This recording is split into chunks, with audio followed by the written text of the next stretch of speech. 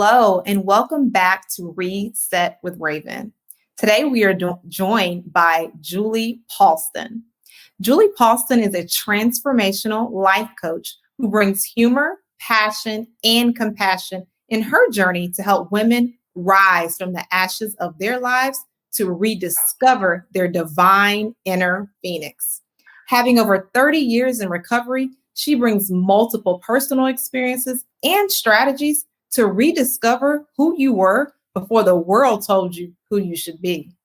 Through her flagship coaching program, she takes women through systematic steps from learning about universal signs, aka God winks, to finding the gift of the crash and burn, release shame, and rise. And she is currently in the final steps of releasing her own podcast. So we'll make sure we link it in the show notes once it releases. Welcome, Julie. Oh my gosh, thank you so much, Raven. When you first approached and put the little bug in my ear, I was like, oh, reset. Ooh, yes, I need to be part of that. I'm super happy to have you, and I just know that you are going to drop all types of gems and really educate us today. So super happy to have you. So we'll start with 2020, everyone's favorite year, huh? So I know 2020 was a pivotal year for you when it comes to reset. Start by telling us how you reset the course of your entire life in 2020. Well, that's a phenomenal question. And literally my whole life got reset in 2020. So when COVID hit, I was a district educator for a Fortune 500 company, and I got to travel around and I taught and I educated stylists. I was responsible for about 125 stylists in my district. And I've been all over the United States coaching and mentoring and developing stylists. So when COVID hit, I ended up having to be in the house because we closed our doors. Everybody went inside. And my job turned into the one thing that I couldn't stand, which was being a paper pusher. I've always liked to be in the field and reacting with people and being out and about. And when COVID hit, I was like, oh God, I don't even know what to do with myself. So unfortunately, I also live by myself. It's just me and my dog. And my depression started getting to me because I wasn't out with people. And then it kind of manifested in almost it went from being depressed to being aggressive. My communication kind of went downhill. And July 11th, I broke my wrist in 3 places. I decided, you know what, I'm taking a day off. I went out on a friend's boat and we hit a wave and I went flying and landed and broke my wrist in 3 places. So that just added because it was my dominant hand. So I was like, oh, this is great. This is awesome. Well, then August 27th, the company that I was with decided to part ways with me, which is a polite way of saying, you're fired. And then I was absolutely devastated because that was my whole life. I'd been with them for almost 9 years. And then September 15th, Hurricane Sally came to town. And I ended up with 3.5 feet of water in my house. And I lost everything that I owned. The only thing that I had left was 2 pieces of furniture and a hook latch rug that my mom made me. And I literally had to borrow flip-flops because I didn't even have any shoes. I was able to panic pack in the middle of the night and evacuate my house with my dog. So I had very little clothing, but other than that, I lost everything. So to me, that was the biggest reset that I could have possibly ever gone through. I went from being a well-paid corporate employee to, for all intents and purposes, being homeless. Because at that point in time, my house was destroyed. I had nothing in there. And so if that wasn't a wake-up call and a reset, I don't know what was. Wow. So you injure yourself, you lose your job, and your house is destroyed in the matter of less than 90 days? Yeah, literally July 11th, August 27th, and September 15th. Wow. Okay. So how do you climb out of this? This sounds like you are in a deep hole of just unfortunate, what do they call it? A series of unfortunate events. That's literally what I call it. It's like the trifecta of unfortunate events. Mm-hmm. So that's what I call it. I'm like, it's the trifecta of unfortunate events that, although it was the trifecta of unfortunate events, it was the best thing that could have ever happened to me. I can say that now. I can say that now. When I was going through it, there was no saying that this is a good thing. When I was going through it, there was no saying, oh, I'm so glad that, I've lost my house. I'm so glad that I broke my wrist, and I'm so glad that I lost my job. It was being caught in that swirling vortex of doom where you just really don't know day by day, hour by hour, what you're going to do. And I kept trying to force the issue. Anybody that knows me knows that I'm very much a make things happen kind of person. So I kept trying to find a job and try to force things to happen. But I kept hearing that little voice that kept saying, you need to chill out. There's something coming for you, but you have to chill out in order to hear it. And for probably the last year and a half, I'd been getting the calls from the universe, but I was like shoving them into my spiritual voicemail going, oh, I'll deal with it later. I'll deal with it Oh, later. that's huge. So it's almost like you had to be ready or open to even receiving what Oh, was yeah. already waiting on you. Oh, it was waiting for me. I knew I'd wanted to do life coaching. I wanted to do all that because when I did it in the salons, it just like lit me up. It's everything that I love to do.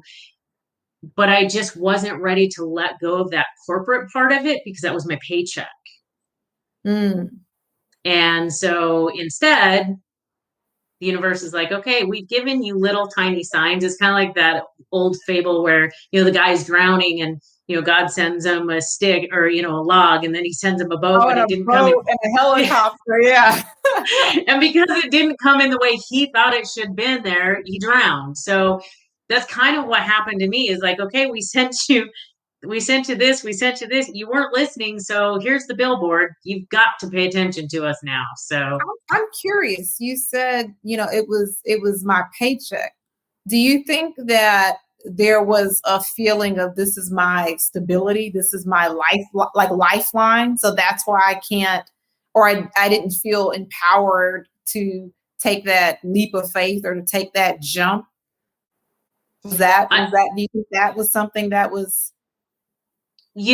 I think that honestly, that's probably 90% of it is that I'd been a huge fan of like the law of attraction and putting manifestations and doing all that in my life. I always get a front row parking spot. I always find pennies. I always find feathers.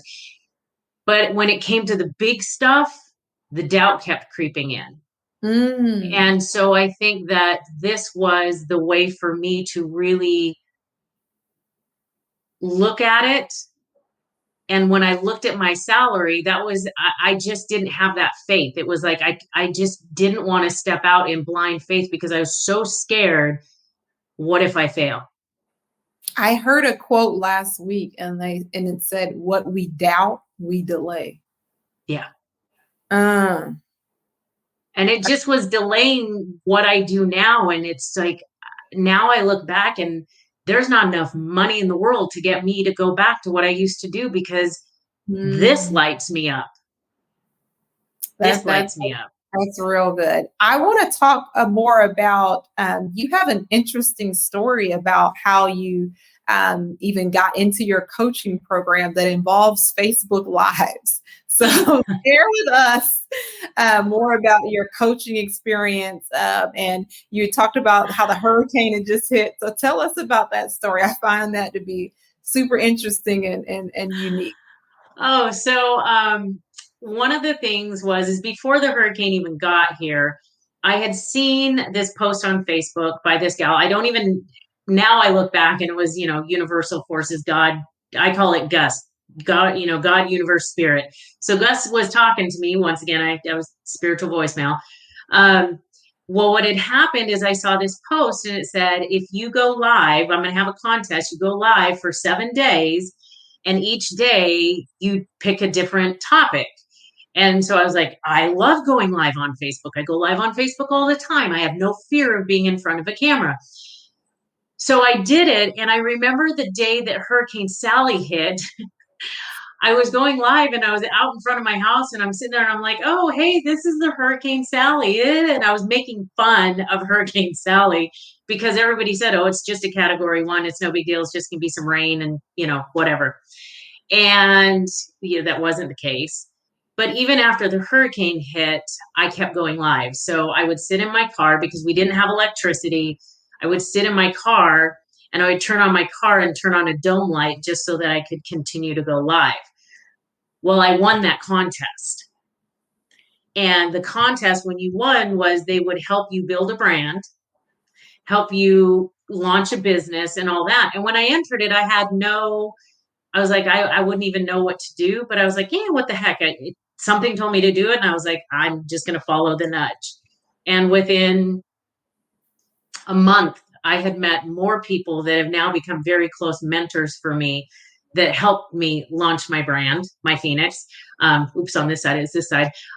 Help me launch my Phoenix, help me launch my brand, and help me launch my course. So it's one of those things where it's right because it just lines up, and the next step it's like this lit path that you just keep following the path. I mean, who would have thought? That is such an interesting story. And you're in the midst of a hurricane. You're like, no, but I'm still gonna go live and do this. And even though I don't have power, I'm gonna do this in my car. Yeah. Can you talk about like grit, resilience? And I don't even believe in coincidences because it's like everything was just, as you said, in alignment for you to go live. You to actually was not an alignment for you to go live, but it was an alignment for you to win this contest, build your brand, and really, reestablish who you are and what you offer to the world. So I want to talk more about, and you said, and build your brand. Talk more about the name and what that name means, because it definitely struck a note with me, and I love the name. And tell us how you arrived at that name. So, like you said in my intro, I have over 30 years of sobriety, and I have been a pile of ashes numerous times in my life. I've been homeless, addict, assault survivor. I mean, you name it, I've run the gamut of it. And I've been in the ashes. And when this first came out, somebody was like, oh, you should be the lotus because lotuses bloom in the mud. And I was like, it just didn't resonate. And I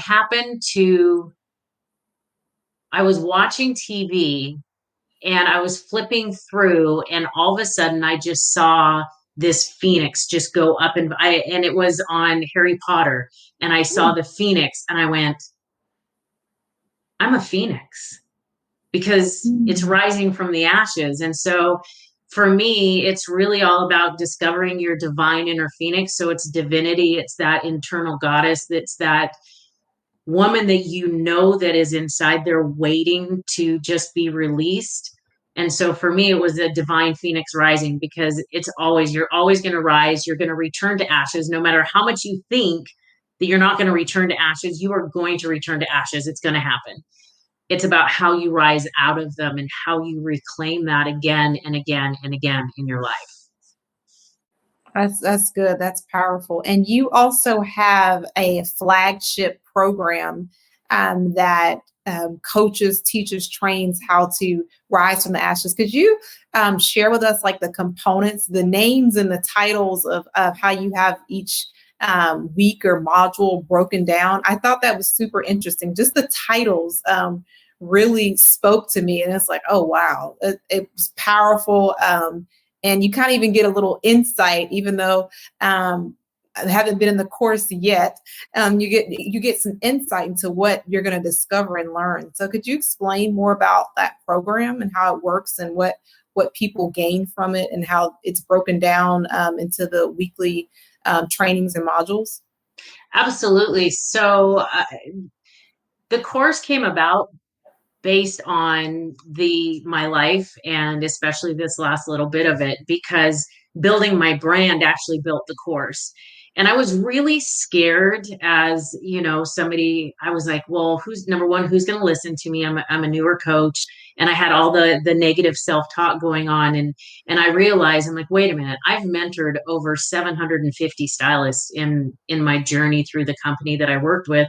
So for me, it was going back to my educational roots. And I thought about my journey in the last 90 days, and it really is. So it's a 6-week program. And week 1 is universal signs and how to recognize them. So you see the God winks, you know that the universe is talking to you, or whatever you determine it is. And you get the feeling. So, but is it really a God wink, or is it my mind playing tricks on me? So that first week we discover universal signs and how to recognize them. Is the universe talking to me, and how do I recognize that? Week 2 is there is no birth without blood. And whether you're birthing a child or you're birthing a dream, each week builds on the prior week. So say you're going to birth a child, the less that you listen to your doctor, the more painful the birth is going to be. The more blood is going to be shed. The same with birthing your dreams. If you aren't listening to the universe, and the universe is giving you your path, you're like, nah, I got it. I'm going to do it my own way. Thank you. I'm going to take my God button, put it on. I got this. When that happens, the blood gets a little bit more intense and the pain gets more intense. And what happens is, you're going to fail. So week 3 is really about finding the gift in the crash and burn. You're going to fail. Webster defines failure as the opposite of success. And for me, I don't agree with that at all, because to me, failure is an integral part of success. It's you succeed because you fail. You don't succeed because you are scared of success or the opposite of success. You succeed because you fail. It's an integral part of it. Then week 4 is pain, purpose, and passion. How can you take all the pain that you've experienced and find truly what is your passion? What lights you up? If you had all the money in the world, what would you do? And who were you before the world told you that you're too tall, you're too short, you're too fat, you're too thin, you're too black, you're too white, you're too this, you're too that, you're too loud, you're too quiet. Raven, we are going to be too much for somebody always in our life. So you have to find what is your purpose, what is your passion. And so that week we really dive into finding what is that and what lights you up and how can you serve humanity. Because at the end of the day, it truly is about serving humanity. Yes, you're going to make money. Yes, it's a career. And yes, it's your passion, but it's about serving humanity. And then week 5, when you start breaking out of that shell that everybody has put you in that little box, we as women feel a lot of shame, because most of the people who are giving their opinions are sitting in the stands. We're in the arena of life. Once you've started this process, you're in the arena of life. But everybody else, your family and your friends, they know you as this person. And when you start growing, they're like, "Whoa, wait a minute! I don't know if I like this new person. You're doing some things here, Julie. I don't know if I like this or not." And so what we do as women, we heap on the shame onto ourselves. And so week 5 is really about releasing that shame. And then week 6, we take everything, put it together, and it's a step by step on how you rise and reclaim that inner divinity. How do you use the 4 pillars to reclaim that inner divinity and rise into the woman that you've always wanted to be?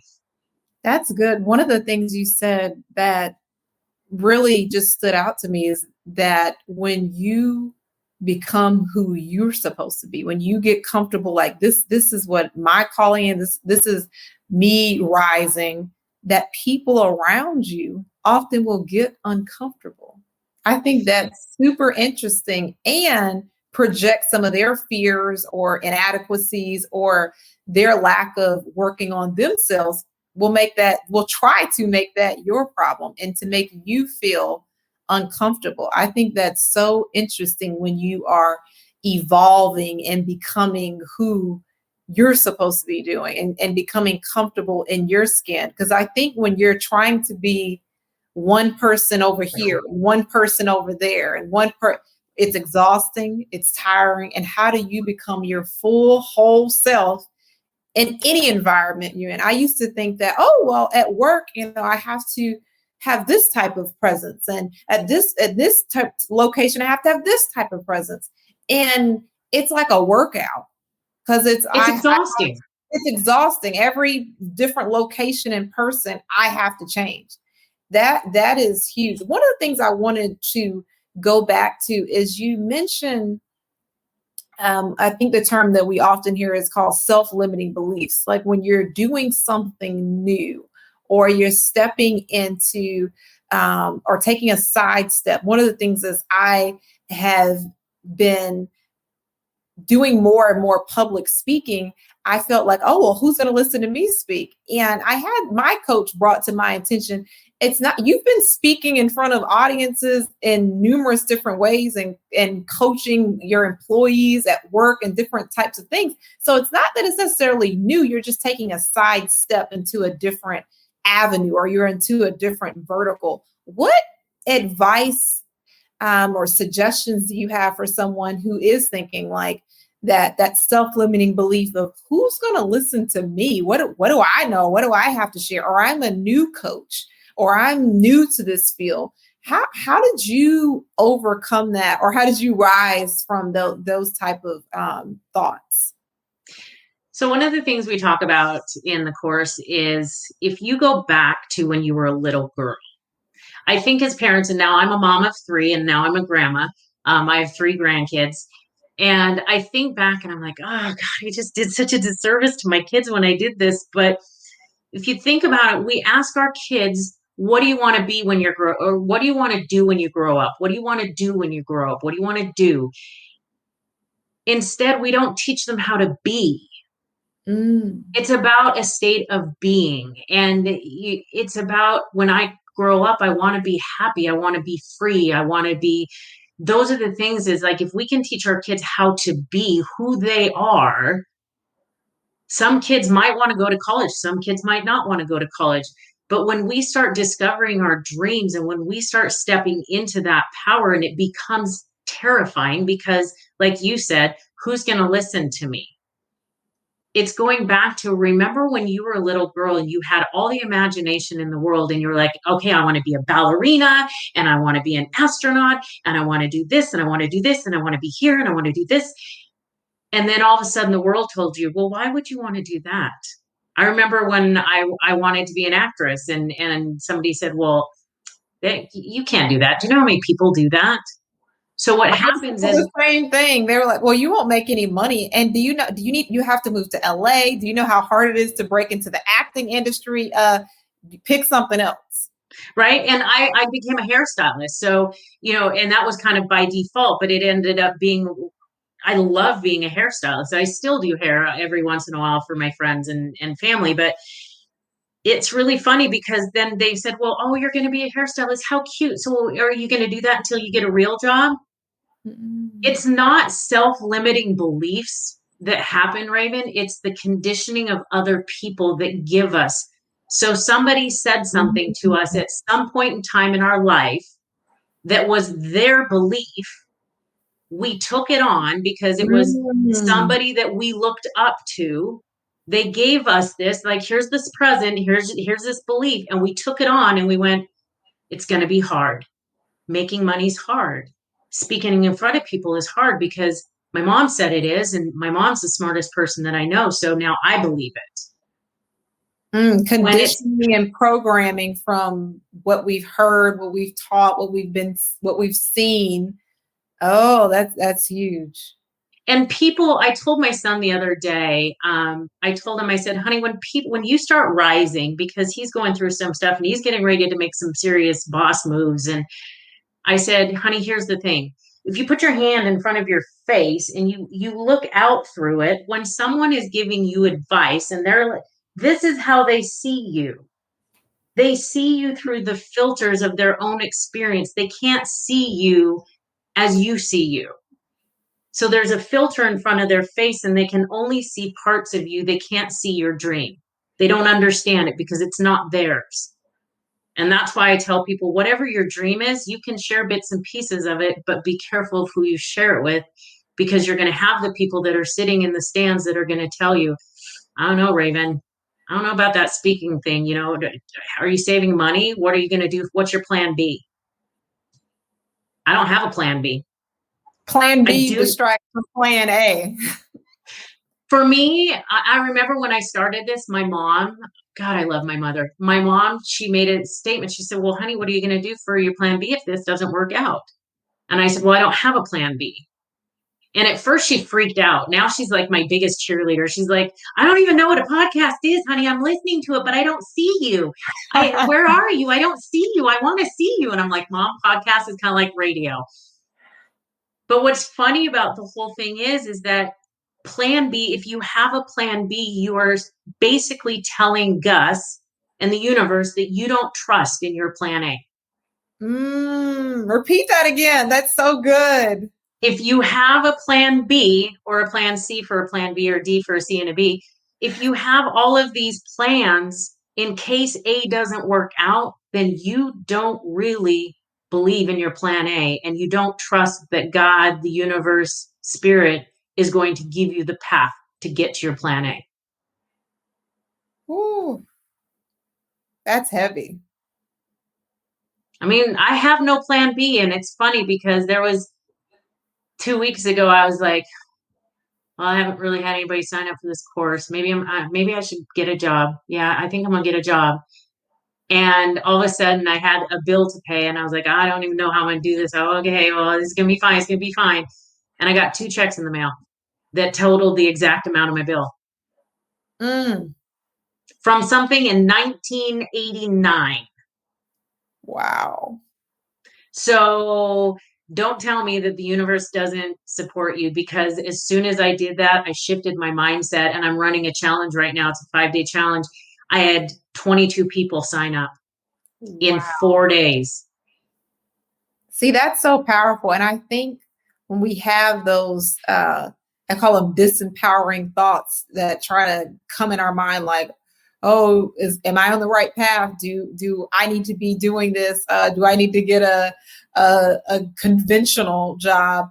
I think that is what I found, even for myself, as I'm stepping out into entrepreneurship, as a blessing, because I've had it's so timely where it's like I'm having a rough day and I see a $50 Amazon gift card, and it could be something small, or someone messaged me through Instagram saying, I've never commented on any of your stuff, but just know I see you. And if there's anything I can do to support you and support your business, let me know. And I'm like, I mean, my heart like dropped, because it's like you just never know. And it was reassurance, which I needed in that moment, that I'm on the right path.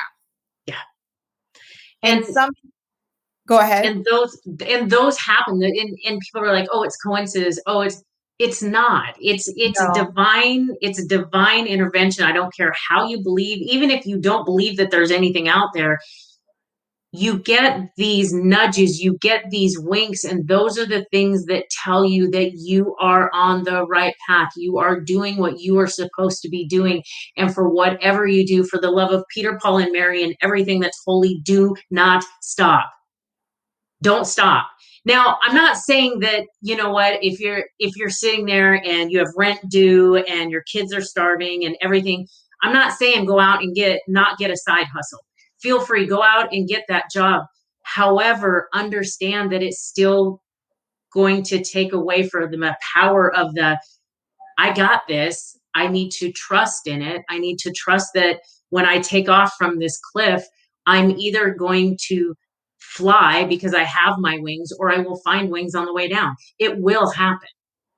Oh, It's I the like amount that. of trust. I was going to ask you, one of the phrases that I recall you saying offline is, be the phoenix of your own life.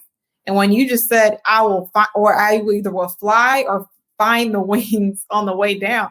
Well, you can't just leave us with that. Unpack that a little bit more. That's good. So my course is called Be the Phoenix of Your Own Life, The Feminine Rising. That is the name of my 6-week course. We are so dependent on other people's wings. Mm. We are so dependent on other people's opinions. I call it, you're taking the pill of OPO. It's other people's opinions. Right. You have wings. And sometimes if you watch ducks, okay, duck moms are the meanest moms on the planet, because you're up in this nest and the mom's like, oh, it's time to fly. And they literally shove you out of the nest. It's on National Geographic. It's the funniest thing I've ever seen. I was like, oh my God, they're like the meanest moms ever. And the chicks will fall and they'll start using their wings. And lots of times they'll hit the ground, but they bounce and they're safe. But it's discovering that you have those wings, and it's just that feeling of just being able to lift your shoulders up and you just, okay, I'm okay. The weight of the world, I'm okay. I know that there's going to be challenges, but some of my biggest lessons in my life have become my absolute biggest blessings. Being fired in the moment was traumatic. It's the biggest blessing I've ever had in my life. Ever had in my life. I told the people that caused that all of the things that happen. I always said I would buy them a bouquet, the biggest bouquet of flowers I can find, to thank them for everything that happened. Because if I had not gotten fired, I wouldn't be sitting here with you. When lessons become blessings. Ooh, that's so good. So before I ask my final question, where can we find you online? So I am on Facebook and Instagram. My Facebook is Julie Paulston. My Instagram, I have two, and you can find me, friend me, follow me on either one. And I'm just going to tell you, I'm 53 years old, so Instagram is new for me, and I do the tiki-taki, but not really. So I wouldn't suggest that one because I don't understand it. I need to ask my kids how to work it. But Instagram, it is GR, the number 8, FUL, the number 4, life. Grateful for life. And then my other one is Divine Phoenix Rising. Awesome. So And those are my final, Instagrams. final question. What is the biggest lesson you learned in your reset? That I'm safe. That just because I think I'm having a bad day doesn't mean I'm having a bad day. It usually means that I had a bad moment and I milked it for everything that I could get. And that no matter what, I have made it through 100% of my bad days. Because I'm sitting here, I'm breathing, I'm able to function, live, and love and laugh. And so for me, it doesn't matter what happens, no matter what life throws at me. I've made it through everything, so I'll make it through anything. Wow. Thank you. Thank Phenomenal. you. I thoroughly enjoyed this conversation. So good, so good. Thank you so much, Julie, for your time and for what you shared with us today. This is wonderful. We appreciate you. Oh, I can't even tell you how much I appreciate you. I've been looking forward to this all day. I've been like watching the clock. And then my ring light broke and I'm like, oh, well, it's fine. Everything's fine. The world's on fire, but everything's fine. Awesome. Awesome. Well, everyone, again, another wonderful conversation. Discovering your inner Phoenix and stop taking OPO, other people's opinions. It's a bad moment, not a bad day. And when lessons become blessings. And if you're looking for a reset, let's continue this conversation. I'm Raven M. Harris on all social, and I look forward to connecting with you. And remember, a reset is always available to you.